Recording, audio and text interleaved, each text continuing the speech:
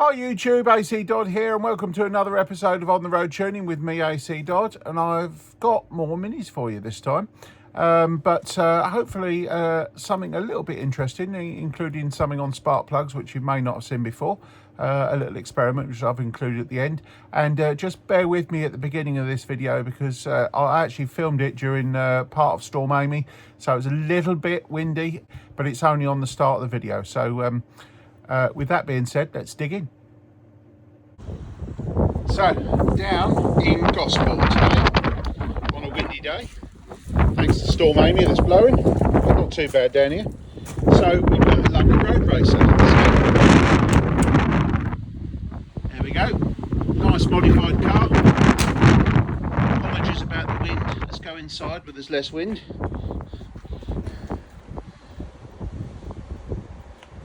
Well, we'll see about that. Hopefully we'll have some power when we're done. So under the bonnet of this machine, and this is a sort of 1982 sort of vintage machine, and we are looking at an early 1971-72 era 1300 or 1275 GT 1300 GT type engine. So you'll notice it's got 11 studs. Although I'm told it's rebuilt, but it's fairly standard, so I don't think it's got a ported head or anything, but it does have the bigger inlet valves. But other than that, it's a standard cam, all standard engine. So without further ado, let's dig in and see what we find. We're into this one. All the plugs are out. I'm just going through the ignition system. So what have I found so far? Well, it's pretty simple really. We've got a Power Spark 25D, which is actually giving a curve which is pretty good. So the advanced curve is pretty good, so we don't need to change that. But we've got a variable dwell module, which is normal for Power Spark, but we've only got a 3 ohm coil, so that is going to need to change to a 1.4. So we're going to put a 1.4 on there to up the power. I did notice it cranked over a few times before it started, and that's usually due to the fact we haven't got enough coil power. So yeah, already found that out. Plugs are out, so let's go over and have a look at those. So plugs, not too bad. Obviously we've got Bosch Super 4s, don't normally like these. However, this engine wasn't running too bad, but as we can see, they're actually quite rounded off, so these are quite worn. So we're going to change these anyway. Now the reason why I don't like them is because the gap on all 4 of those is much bigger than 25 thou, which is what this ignition system will need. So if we just zoom in on that, you can see we've got huge gaps there and a nice rounded off electrode, so that they're well past changing. So we'll put some a fresh set of BP6ES NGKs in there. Whilst not being as long lasting as these, we can have the right gap, and of course these are resistor plugs, so we'll take the resistance out of that, and then obviously that will make the ignition system run even better. So, as usual, I'll just do a little bit of an interjection here. Yeah, so the Bosch Super 4s, there's nothing wrong with those spark plugs, just not in an A series with an old ignition system. They've got the 4 prongs, which is a good idea. The problem is the gaps are all wrong. So, yeah, they get left in a long time, and the electrode wears at the end, and you haven't really got the right power in the ignition system to fire those. So you're best off with a single electrode. Yes, you will have to change them more, but in reality, the single electrode, at least you can set the gaps properly and consistently, which you can't really easily do with those Super 4s. Coming back to the engine, just looking at that 25D Dizzy in there, the advanced curve's pretty good, but when I came to it, we had about 35 degrees of full advance and about 18 degrees static. So actually what I've done is I've retarded the ignition timing by about 7 degrees, so we're about about 6 degrees, beg your pardon. So we've got a much better idle now because we've got less ignition advance, but also more importantly we've reduced the overall ignition advance down to about 29. So the vacuum's all working nicely. So now we need to turn our attention to the carburetor and see what that beholds. This is a common scenario actually when I'm coming out to cars and I'm tuning them. When people have had a go at trying to set them up themselves, they keep turning putting more ignition advance in to get the engine to run at its best. Well, actually, the problem is the reason why they're winding the timing up is because there's not enough cylinder pressure in the engine, because there's not enough fuel going through it. So actually they're trying to compensate for a lean mix by adding more ignition timing, and we can quickly see that a scenario where you've got too much ignition timing and a lean mix is not good, and you can end up with a melted piston if you're not careful on certain specifications. So you know, this is common. So funnily enough, the next car will have the same issue as well. So in terms of what we're talking about here, if you're having to run something like 35 degrees of maximum ignition advance to make the engine perform, that's not your problem. The problem is your carburetor is not calibrated properly. Ignition system all back on. So just to update, we've got 1.4 ohm ballast coil on there. Obviously we've got no ballast resistor, so it's just main power feed, but obviously it's a variable dwell, so that takes care of the ballast. I've set the timing and obviously put a new set of plugs in, gap to 25 thou, no resistors, and I was rewarded with, as soon as I turned the key, she fired up straight away. So immediately we've got a much better starting because we've actually got the right coil. So moving forward, let's look at the carburetor, and I've already had a quick look at the mixture, and we're lean right off idle up to about 5,000 revs. So it's actually okay at 5,000. So what we'll do is we'll pull that out, have a look, see what's going on. The other thing is I can already tell the oil is too thin as well. So let's dig in and see what we got. Over to the carburetor. So the carburetor had this, which I think slightly stretched blue spring. So I've changed that because obviously 1275 is going to need at least a red spring. So we put a red spring in. It had an ADX needle, which is unusual, but it was nonetheless a richer needle than standard, which is good. However, it was too lean pretty much all the way across the rev range from idle all the way up to just before 5,000. At 5,000 it was actually fine. So I've gone through an AAM needle. I'm now up to around an ABY needle, beg your pardon, and we are pretty close. We're just a touch lean at 3 and 4, so just going to add a little bit of fuel there. I think we might need to add some fuel on progression, but we'll get there once I've done the measurements. Yeah, this one is already sounding much better. All done. So we're just about to get the owner to go out for a test drive. So just to give a summary of what we've done. Obviously new coil, new set of spark plugs, and we changed. I went through 3 different needles, but we ended up with an ABY, which I modified, and she sounds a lot better.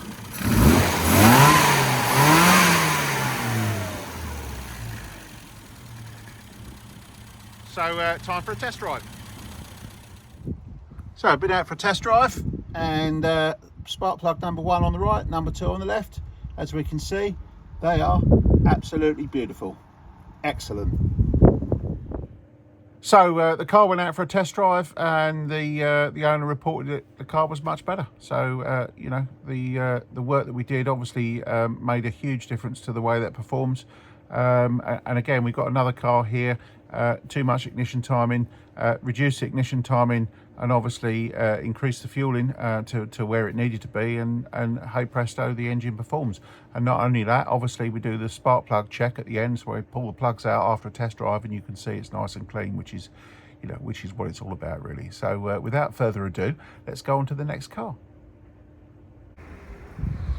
So next car, Leon Solent. Beautiful Austin Mini, an old one, this one. So lovely car, look at this, fantastic machine. So it's done up like a little sort of Cooper road racer, fantastic. And under the bonnet beats the heart of a Brett Sims tuned small bore 998. So without further ado, let's get stuck in. Okay, so this is Ken. He's the owner of this wonderful sort of original 60s Road Racer Mini. Fantastic car. So why have you called us down today, Ken? Well, I've had the car for approximately 3 years now. It's never really run like it should. In fact, sometimes it's been pretty awful. I've been following your videos on YouTube. Incrementally, I've changed things. It now runs, but like you say, it's got a Brett Sims engine. it's not really delivering what it should do. Okay. I work out at Goodwood, and I can see what Mini's supposed to do, or Mini's of that nature, and it's just not there yet. So I'm hoping that you're going to deliver that locked-in power. Oh, wonderful! Right, so reputation on the line here. So I'm going to have to pull it out of the bag. All right. Well, let's get stuck in and see what we can find. Great. Look forward to it. So diving into this one, you can see I've got the plugs out. So we'll have a look at those plugs in just a second. But yeah, interesting setup. So you can see the owner's been all over this. So Ken has been watching my videos, so he's been, diligently making sure it's got the right ignition and all the rest of it on it. So to that end, he's actually put a ballast resistor, which is excellent. He's got a 1.5 ohm coil, which is excellent. He has got an Alden Dizzy, which is all working, and it's a fixed well. So therefore, he actually needs a ballast resistor with a 1.5 ohm coil to give him the most coil power on that setup. So I'm not going to change any of that because that's all working. So let's go and have a look at the plugs and see what they tell us. So looking at the spark plugs, this is interesting. So we need to be running 6s because on this one it's a 295 head that's been ported. It's got 1300 inlet valves. So this is, it's got a good 70 horsepower's worth of flow potential in that head. So we actually need to be running 6s on this engine. It's also got 10.5 to 1 compression. But before an engine's tuned, you can't really read much into these plugs. So let me try and help you understand what we're seeing here. First off, spark plug gap is way too big. So second off, they're all slightly different, and that normally indicates a coil power issue. Well, in this particular case, the coil's all good, dwell's all good, and the ballast is all good. So why do I think we got different power? Well, the reality is with that spark plug gap at 30 odd thou, or in that one over the end on the end looks more like 40. We're going to have poor combustion. So the reality is, what this is telling us is we do have insufficient coil power for the gap that's used. So what we're going to do is, these have been in here for a while, so I've had a look at that plug there, number 4 on this end, and I can actually see the back end of that electrode is a little bit eroded. So and we can actually see the edge is slightly gone on those electrodes. So we're going to fit a new set of 6s. We're going to gap them at 25 thou, and then we're going to move on. So, looking at the spark plugs here, I want you to look at those and remember those towards the end of the video, because it'll get a little bit more interesting as we go further in. But one of the things to understand is, if an engine's tuned and it's got higher compression and it will produce more power and it will run more heat in the cylinders, chances are it will need a cooler running plug. Now, in this particular case, because the engine is not running correctly, and we'll see why that is in a minute, the spark plugs aren't going to give you the right color. Okay, so they might not look too bad, but trust me, this was way off. All right, so this is a lovely example of trying to read the spark plugs and not understanding actually what's going on, because you're trying to read the spark plugs and the engine isn't burning properly, so it's going to give you information that isn't necessarily what's actually happening. So, springs, red spring that was in the car, new red spring next to it. So just another demonstration of if you're going to tune an engine, change the spring, because if it's old like this one, it's already compressed and it's lost its gumption. So the new one there will restore any tension. So obviously it will make any needle that we put in run a little bit richer. So if we're going to do any tuning, you need that right before we can actually move on. So got the engine back running again, and yeah, new plugs in there. The only thing I did adjust was the timing.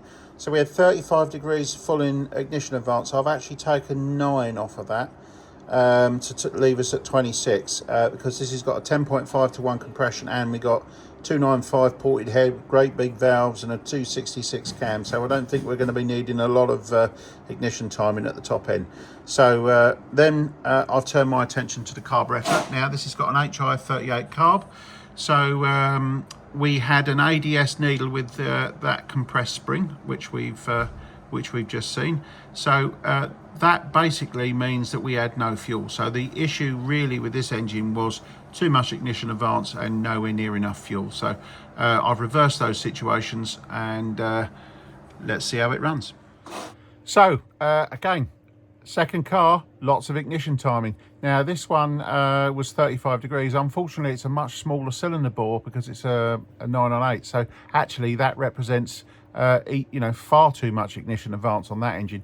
So I actually turned it back to 26 degrees purely because there's so much breathing potential strapped to that engine.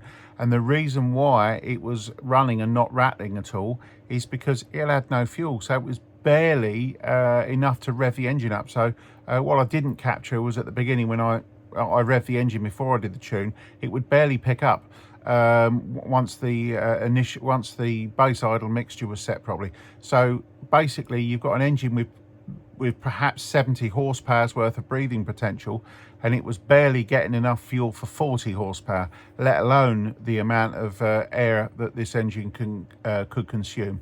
So from here on in, this video is going to get a little bit more interesting because we're going to get into some of the airflow demands that this engine actually needed. In terms of what we're doing with the carburetor, you can see it's got a 1773 damper, so that's usually very slow drop. So I've modified the damper by filing it to get me a much faster drop rate. It had 3-in-1 oil, so I've had to up that to 20 W50. And I've changed the needle to an AAM, which was actually a bit rich. It wasn't actually that bad, but just a bit on the rich side for what I like. So I've gone back to an AAF, which is going to need some considerable modification. So what I'm now currently doing is trying to work with the air filter. So what we did was take the air filter. It already had some holes in it, but we added a lot more around the periphery, and that added, you know, that leaned us out a little bit. But what we've now had to do is go around the front as well, because this engine is demanding a lot of air, and this airbox is not wonderful. So that's what we're having to do to try and get enough air into this engine. So let's carry on with the tune and see where we get to. So I'm just going to need to explain a little bit about what I'm doing there. When I put that filter on with the air filter in it, it was actually having the effect of richening the needle by about 25%, okay, at 5,000 RPM. So obviously a very restrictive filter. So adding more holes, so drilling around the periphery at the bottom, took about 10% off of that. So obviously leaned it out by about 10%. Removing the air filter leaned it out by about another 5%. And then obviously what I was trying to do is get to the point where the air filter isn't offering any restriction over an open carb. So what I had to do therefore was go back and drill extra holes around the front of the air filter, as you can see. And it was only after that I was able to remove the 25% total to make that no difference. Okay, so that air filter was basically, you know, stifling the engine. And obviously now in this situation, once the holes have been added, we're very lean and we're passing a lot of air. So at this point I was getting excited that the engine's actually can breathe. So now we've really got to open the sluice gates to let the fuel in the right proportions to make this engine really go. So let me just explain to you about, you know, why we're drilling the airbox and making a hell of a mess. Right. So just in case you're wondering, you know, why we bother drilling the airbox. Well, even at part throttle, that airbox was horrendously, you know, rich and in the fuel. So without, with just the customer's holes, and you had about 7 or 8 in there around the bottom, so not these ones on the outside, we were getting basically 20% enrichment on what was the needle was normally providing over an open back carb. So by drilling it all the way round underneath, we got that down to a 10% enrichment with the airbox on. Now, still not enough. So now I've drilled these holes on the outside all the way round there, and now I'm getting the same running with or without the airbox on. Now you will also notice there's no air filtering, and the reason why there's no air filtering is because the paper element that's in there is causing a bit of a restriction. So that was adding to it. So now I've got the airbox flowing enough air. We need to put a K&L element in it, and going by experience, that's not really going to restrict that airflow at all. So unfortunately, I haven't got that today. So I'm going to set this up to run like it is. And then obviously fairly quickly, like this week, the customer's going to have to buy himself a K&N filter element to go in that airbox. But the reason why we do that to airboxes is because they are terribly inefficient and they make a huge restriction. And you can pick that up on a lambda sensor very easily, only at part throttle. So, you know, there are many other ways of determining air filter inefficiency, and one of them is a manometer and things like that you can see if there's a vacuum on the inside. But in this case, it's easily to show up on a lambda, which is why I do the modifications. Engine's finally all back together. Obviously we've got a massively drilled airbox. We had an AAF needle, and I had to absolutely machine the hell out of that needle to get enough fuel in. This engine is demanding an awful lot of air. So this is a Brett Sims engine. I think it's a Kent 266 cam or thereabouts. Maybe even a 255, but I think it's a 266 because the rider's not quite smooth. But it's got a big ported 295 head on it, and it's demanding a lot of air. So in terms of what we had to do in the end, I took 9 degrees off the timing. Everything else is the same. New set of spark plugs, gap to 25 thou, and obviously drilled the airbox. I had to modify the 1773 in there to fast drop, and then we went from 3-in-1 oil that was in there, and we've gone up to 2050 to get enough acceleration enrichment. But yeah, she's good now.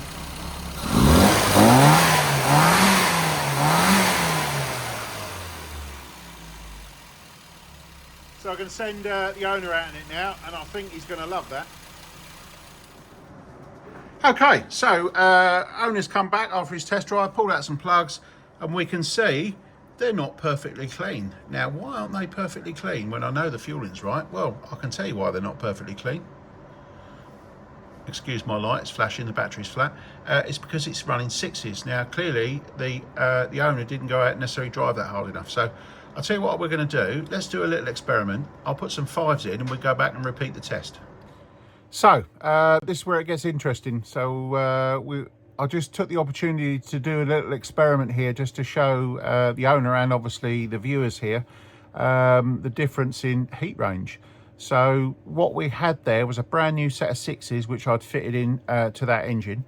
So what we're now going to do is fit a brand new set of 5 BP5 ES spark plugs and then send the owner out on exactly the same test route. Okay, so he's going to do the same run again, and then we'll come back and we'll see what the plugs are like. Now, when he got back, he actually said to me that unfortunately the second test drive he got caught in a bit of traffic, so he didn't get the chance to really get the load on it. All right, but and I asked him and I said, so what do you think the spark plugs colours? He said, I think they're going to be the same because I didn't get on the load. So let's have a look and see actually how that worked out. So we've just run that little experiment. So we've just done 2 test drives, exactly the same. Let's look at the spark plugs. So I'll just get some light so we can see what we're looking at. And those are quite dark. Those are nice and clean. So those are the 5s, those are the 6s. Now, what I was trying to explain, and I've been saying to people, is there's no difference in the fueling on these 2 sets of spark plugs, which is why you have to have the right heat range if you're trying to read your plugs, because those are not quite running clean enough in this engine, whereas the 5s clearly are. So because this is quite a highly tuned engine, I'm actually suggesting that I think that these 5s may be a touch too warm. So it'll be all right while you drive it around gently and maybe cruise, but maybe if you get on it or do a track day, you'll probably need the 6s. So what I'm actually recommending to this customer is he perhaps goes for a set of Champion N10 YCs, because I think they may be a best all-round plug. But in this particular case, I'm going to leave the owner here with 2 sets of plugs. So when he goes around town, he can run these 5s for now. and then perhaps if he's going to go out and get spirited, he can then go to these plugs. Anyway, I thought I'd show you that because it was a good opportunity to show the differences between heat ranges on an engine that's running properly. So hopefully you learn a little bit out of that, because it's very important. If the plug is not running at the right temperature, you can't read it. And one of the things the owner had actually said to me when he booked me was it was running rich because the plugs were running dark. And actually the reality was it wasn't running rich at all. It was running very, very lean, but because the plugs weren't getting hot enough, they was actually giving him a darker color, and he was used to looking at my videos and seeing a nice white plug. So he never tried a 5, but obviously seeing that demonstration, and there was no changes between the plugs there, just took the 6s out, gapped a new set of 5s, put them in, and then he went for a drive, left all the settings the same, and that was the difference. So where I'm recommending a spark plug here is the problem with heat range is how you drive the car, as much as the engine is a tuned engine or not. Because if you're on the power all the time, those plugs will run hotter. But if you're sitting in traffic or you just cruise a lot, then it doesn't matter if you've got a highly tuned engine or quite a lowly tuned engine. Actually, it only takes a certain amount of horsepower to drive the car at a certain speed. So if you're just cruising, they're not necessarily going to get hot enough. So what I was looking at there was the owner wasn't necessarily on as much load as perhaps it could have been. So that's why I was saying in this particular case, if he runs the 5s and then perhaps looks at changing the spark plug when he can get a hold of some N10s, champion ones, because they may work better in both applications. So sometimes it's about finding the right plug for the way you drive, not necessarily the right plug for the engine. Okay, so Ken's been out in his car now. So what's it like, Ken? Well, what can I say? I mean, I know it's overused, but it is like night and day. You are a genius. You really are. I mean, that engine now has been unlocked. It's kind of, the potential now has been recognised. It's just brilliant. I just got to make the rest of the car as good as the engine is now. Fair enough. Yeah, fantastic. No, thanks very much. Brilliant. So just to describe for the viewers, you're talking a lot more power, yeah? Oh, a lot more power, responsiveness, acceleration, it's all there. And now I've got the lovely induction roar as well. Okay, and as you know, we had to drill that airbox a lot. So the other thing we managed to do on your one as well is to run a couple of different heat ranges of spark plugs. Yeah. So did you find that interesting? Well, I think that was really, in fact, it was fascinating, because I thought the plugs would come back exactly the same, and they didn't at all. And you demonstrated straight away the difference between having the right plug-in against the right fueling. Perfect. Okay, all right. Well, all I can say is that I appreciate you having me down and give me the chance to work on such a lovely car. So you've got a lovely car there, so you can now enjoy it. Thanks very much. So that brings it to the end for this episode. Hopefully you enjoyed that one there, especially the second cars. We got into, some air filter stuff and obviously spark plugs. The important thing to understand is you really need to understand what's going on in an engine if you want to start reading a spark plug, all right? So, everybody takes these things literally. They see me posting these up and showing pictures, and then they send me their pictures and, can you tell me what's going on? I can't tell you what's going on from your spark plugs because I don't know what the settings are and I don't know how the engine's burning, okay? So, if the heat range is wrong or the fueling's wrong, and the spark plug is not burning at the right temperature, it's not going to give us the right reading. So that's what I'm saying. It's not just literally look at the end and X color means this. It doesn't work like that, and that's the problem with all this tuning and the internet and people trying to help people and not understanding what's going on. To give you an example, I've done hundreds and hundreds and hundreds of cars. So I look at a lot of spark plugs and I've got a good idea of what goes on. People use dynamometers to set engines up, read spark plugs, but they're all in the same situation. They know how the engine's working. They're measuring stuff. The key here is if that last owner had a wide gauge installed in the car, he would understand straight away what the problem was. and perhaps he wouldn't have got necessarily as confused as to reading into the plugs that perhaps the engine was rich when it wasn't. All right, so the important thing to understand here is you know, all these ways of determining what's going on with an engine, old school ways like reading the plugs, yeah, it works, but only when things are working properly and you've got the right heat range, for example. So anyway, having said all that, hopefully you really enjoyed this episode, and as ever, I'll look forward to seeing you on the next one. Thank you very much.